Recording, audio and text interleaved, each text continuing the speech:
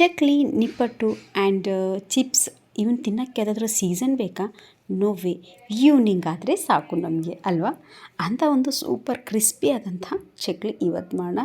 ಸಖತ್ತಾಗಿರುತ್ತೆ, ತುಂಬ ಹಗುರವಾಗಿರುತ್ತೆ, ತಿನ್ನೋಕ್ಕೆ ಮಾತ್ರ ಸೂಪರ್ ಎಕ್ಸ್ಟ್ರಾಡಿನರಿ. ಈವ್ನಿಂಗ್ ಆದರೆ ಸಾಕು ಬಾಯೋಡ್ಸೋಂಥ ಚಕ್ಲಿ, ಕರಮ್ ಕುರುಮ್ ಚಕ್ಲಿ ಹೇಗೆ ಮಾಡೋದು ಅಂತ ನೋಡ್ಕೊಂಬೇಡ. ಮೊದಲಿಗೆ ನಾನಿಲ್ಲಿ 1 ಗ್ಲಾಸಷ್ಟು ಹುರ್ಗಡ್ಲೆ ತೊಗೊತಿದ್ದೀನಿ. ಹಾಗೆಯೇ ಇದಕ್ಕೆ ಸ್ವಲ್ಪ ಚಿಲ್ಲಿ ಹಾಕ್ತಾಯಿದ್ದೀನಿ, ಕೆಂಪು ಮೆಣಸಿನ್ಕಾಯಿ ಹಾಕ್ತಾಯಿದ್ದೀನಿ. ನೀವು ಬೇಕಾದರೆ ಖಾರ ಸಹ ಹಾಕಿ. ಓಕೆ, ಇವಾಗ ಫುಲ್ಗೆ ನುಣ್ಣಗೆ ಗ್ರೈಂಡ್ ಮಾಡ್ಕೊಂಬರೋಣ. ಯಾಕೆ ಬೇಕು? ಮೆಣಸಿನ್ಕಾಯಿ ಇದೆ ಹಾಗೆ ಹಾಕಿರ್ತೀವಲ್ಲ, ಅದರದ್ದೇನಾದರೂ ಮೇಲೆ ಸಿಪ್ಪೆ ಇರುತ್ತಂತ ಸ್ವಲ್ಪ ಜರಡಿ ಹಿಡ್ಕೊಂಬಿಡೋಣ. ಓಕೆ, ಇವಾಗ ಜರಡಿ ಹಿಡಿದಾಗಿದೆ. ಇವಾಗ ನಾನು ಇದಕ್ಕೆ ಅಕ್ಕಿ ಹಿಟ್ಟು ಹಾಕೋಣ. ನಾನು 1 ಗ್ಲಾಸ್ ಹೊರಗಡಲೆ ಹಿಟ್ಟು ಪುಡಿ ತೊಗೊಂಡಿದ್ದೀನಿ. ಅದಕ್ಕೆ ನಾನು 3 ಗ್ಲಾಸಷ್ಟು ಅಕ್ಕಿ ಹಿಟ್ಟು ಹಾಕೋಣ. ಹಾಗೆ ನೋಡಿ, ಎಲ್ಲವನ್ನು ನಾನಿಲ್ಲಿ ಜರಡಿ ಹಿಡಿತಾ ಇದ್ದೀನಿ. ಯಾಕೆ ಬೇಕು?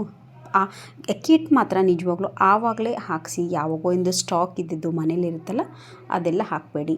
ನಾನಿಲ್ಲಿ ಅಕ್ಕಿನ ಚೆನ್ನಾಗಿ ತೊಳೆದ್ಬಿಟ್ಟು ಒಣಗಿಸಿ ಮಿಲ್ಲಿಗೆ ಹಾಕ್ಸ್ಕೊಂಡು ಬಂದಿರೋದಿದು. ಓಕೆ ನೋಡಿ, ಇವಾಗ ನಾನಲ್ಲಿ 3 ಅಕ್ಕಿ ಹಿಟ್ಟು, 1 ಹುರ್ಗಡ್ಲೆ ಹಿಟ್ಟು ಅಂದರೆ 1 kg ಆಲ್ಮೋಸ್ಟು. ಇದಕ್ಕೆ ನಾನು 3 ಸ್ಪೂನಷ್ಟು ಮೈದಾ ಹಿಟ್ಟು ಹಾಕ್ತೀನಿ. ಓ ಮೈ ಗಾಡ್, ಮೈದಾ ಹಿಟ್ಟು ಹಾಕಿದರೆ ಇದು ಮೆತ್ತಗಾಗಲ್ವ ಅನ್ಬೋದು. ಖಂಡಿತ ಇಲ್ಲ, ಒಂದು ಸಲ ಟ್ರೈ ಮಾಡಿ ನೋಡಿ. ಇವಾಗ ರುಚಿಗೆ ತಕ್ಕಷ್ಟು ಉಪ್ಪು ಹಾಕ್ತಾಯಿದ್ದೀನಿ. ಉಪ್ಪು ಹಾಕಿದ್ಮೇಲೆ ಒಂದು ಸಲ ಎಲ್ಲ ಮಿಕ್ಸ್ ಮಾಡಿ ನೀವು ಟೇಸ್ಟ್ ನೋಡಿ, ಇನ್ನೂ ಸ್ವಲ್ಪ ಬೇಕಾದರೆ ಉಪ್ಪು ಹಾಕ್ಬೋದು.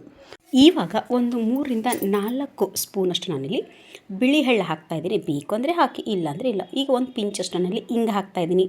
ಕೆಲವೊಬ್ರು ಹಾಕ್ತಾರೆ, ಇನ್ನು ಕೆಲವೊಬ್ರು ಇನ್ನೂ ಉಪಯೋಗ ಮಾಡಲ್ಲ ಅಂಥವ್ರು ಸ್ಕಿಪ್ ಮಾಡ್ಬೋದು. ಇವಾಗ ಸ್ವಲ್ಪ ಜೀರಿಗೆ ಹಾಕ್ತಾಯಿದ್ದೀನಿ, ಒಳ್ಳೆ ಘಮ ಬರಲಿ ಅಂತ ಸ್ವಲ್ಪ ಕೈಯಿಂದ ಉಜ್ಜಿ ಸ್ವಲ್ಪ ಜೀರಿಗೆ ಹಾಕಿದ್ದೀನಿ. ಓಕೆ, ಇವಾಗ ಫಸ್ಟು ಇದೆಲ್ಲವನ್ನು ಒಂದು ಸಲ ಮಿಕ್ಸ್ ಮಾಡ್ಕೊಂಬಿಡೋಣ. ಫಸ್ಟಿಗೆ ಕೈಯಿಂದನಾದರೂ ಮಾಡ್ಕೋಬೋದು, ಸ್ಪೂನಿಂದನಾದರೂ ಮಾಡ್ಕೋಬೋದು. ಓಕೆ, ಇದೆಲ್ಲ ಮಿಕ್ಸ್ ಆದಮೇಲೆ ನಾನು ಒಂದು 10ರಿಂದ 12 ಎಸಳು ನಾನಿಲ್ಲಿ ಬೆಳ್ಳುಳ್ಳಿ ತೊಗೊಂಡಿದ್ದೀನಿ. ಸ್ವಲ್ಪ ಸಿಪ್ಪೆ ತೆಗೆದು ಚೆನ್ನಾಗಿ ಜಜ್ಜಿಬಿಟ್ಟು ಅದನ್ನು ನೀರಿಗೆ ಹಾಕೋಣ. ಬಿಸಿ ನೀರೆಲ್ಲ, ನಾರ್ಮಲ್ ವಾಟರ್ ಇದು. ಇದಕ್ಕೆ ಹಾಕಿ ಆಮೇಲೆ ಇದನ್ನು ಹಿಟ್ಟನ್ನು ಚೆನ್ನಾಗಿ ಮಿಕ್ಸ್ ಮಾಡ್ಕೊಂಡು, ಯಾಕೆ ಹಾಕಿದ್ದೀವಿ ಅಂತ ಆಮೇಲೆ ಹೇಳ್ತೀನಿ. ಓಕೆ, ಇವಾಗ ನೋಡಿ ಹಿಟ್ಟು ಮಿಕ್ಸ್ ಆಗಿದೆಯಲ್ಲ, ಇದಕ್ಕೆ 1 ದೊಡ್ಡ ಸ್ಪೂನಷ್ಟು ನಾನಿಲ್ಲಿ ಬಿಸಿ ಬಿಸಿ ಎಣ್ಣೆ ಕಾಸಿ ಹಾಕ್ತಿದ್ದೀನಿ. ನೀವು ಬೇಕಾದರೆ ತುಪ್ಪ ಸಹ ಹಾಕ್ಬೋದು. ಬೆಣ್ಣೆ 1 ಸ್ಪೂನ್ ಬೆಣ್ಣೆ ಇದ್ದರೆ ಬೆಣ್ಣೆ ಹಾಕ್ಬೋದು. ಏನೂ ಇಲ್ಲ ಅಂದರೆ ಎತ್ತಿ ಎಣ್ಣೆನ ಚೆನ್ನಾಗಿ ಬಿಸಿ ಮಾಡಿ ಹಾಕಿ ಚೆನ್ನಾಗಿ ಇವಾಗ ಮಿಕ್ಸ್ ಮಾಡ್ಕೊಳ್ಳೋಣ. ಇದು ಕರೆಕ್ಟಾಗಿದೆ ಎಣ್ಣೆ ಅಂತ ಹೇಗೆ ಗೊತ್ತಾಗುತ್ತೆ ಅಂದರೆ, ಎಲ್ಲ ಚೆನ್ನಾಗಿ ಮಿಕ್ಸ್ ಮಾಡಿದ್ಮೇಲೆ ಒಂದು ಉಂಡೆ ಆದರೆ ಸಾಕು, ಕರೆಕ್ಟಾಗಿ ಮಿಕ್ಸ್ ಆಗಿದೆ ಅಂತ ಆಯಿತು. ಇವಾಗ ನೋಡಿ, ಎಷ್ಟು ಬೇಕೋ ಅಷ್ಟು ನಾನು ಹಿಟ್ಟು ತೊಗೊಂಡಿದ್ದೀನಿ. ಉಳಿಕೆದನ್ನು ಹಾಗೆ ಗಟ್ಟಿಯಾಗಿ ಮುಚ್ಚಿಟ್ಟಿದ್ದೀನಿ. ಓಕೆ, ಇವಾಗ ನೋಡಿ ಬೆಳ್ಳುಳ್ಳಿ ಇತ್ತು ನೀರು ನೆನೆಸಿಟ್ಟಿದ್ನಲ್ಲ, ಇವಾಗ ಇದಕ್ಕೆ ಸ್ವಲ್ಪ ಎಷ್ಟು ಬೇಕು ನೋಡಿ ಅಷ್ಟು ನೀವು ಚೆನ್ನಾಗಿ ಮಿಕ್ಸ್ ಮಾಡ್ಕೋಬೇಕು.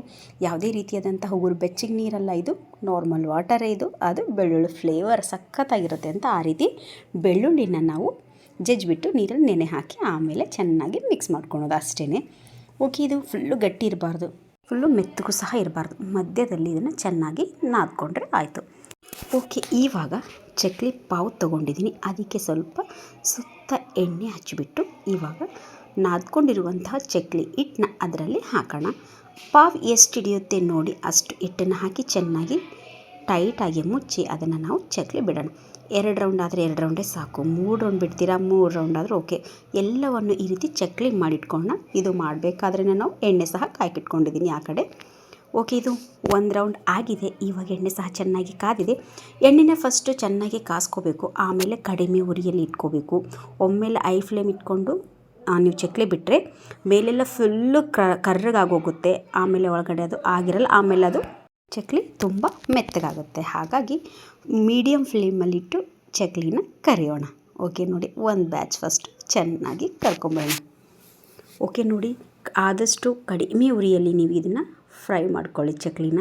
ವಾವ್, ನೋಡಿ ಸಖತ್ತಾಗಿ ಬಂದಿದೆ. ಖಂಡಿತ ಒಂದು ಸಲ ಟ್ರೈ ಮಾಡಿ. ಸೂಪರಾಗಿರುವಂತಹ ಬೆಳ್ಳುಳ್ಳಿ ಚಕ್ಲಿ.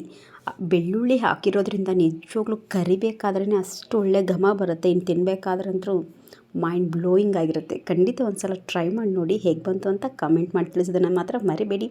ಯಾರಿಗೆಲ್ಲ ಇವತ್ತಿನ ಈ ವಿಡಿಯೋ ಇಷ್ಟ ಆಗಿದೆಯೋ ಅವರು ಪ್ಲೀಸ್ ಲೈಕ್ ಮಾಡಿ, ನಿಮ್ಮ ಫ್ರೆಂಡ್ಸ್ ಆ್ಯಂಡ್ ಫ್ಯಾಮಿಲಿಗೂ ಸಹ ಶೇರ್ ಮಾಡಿ.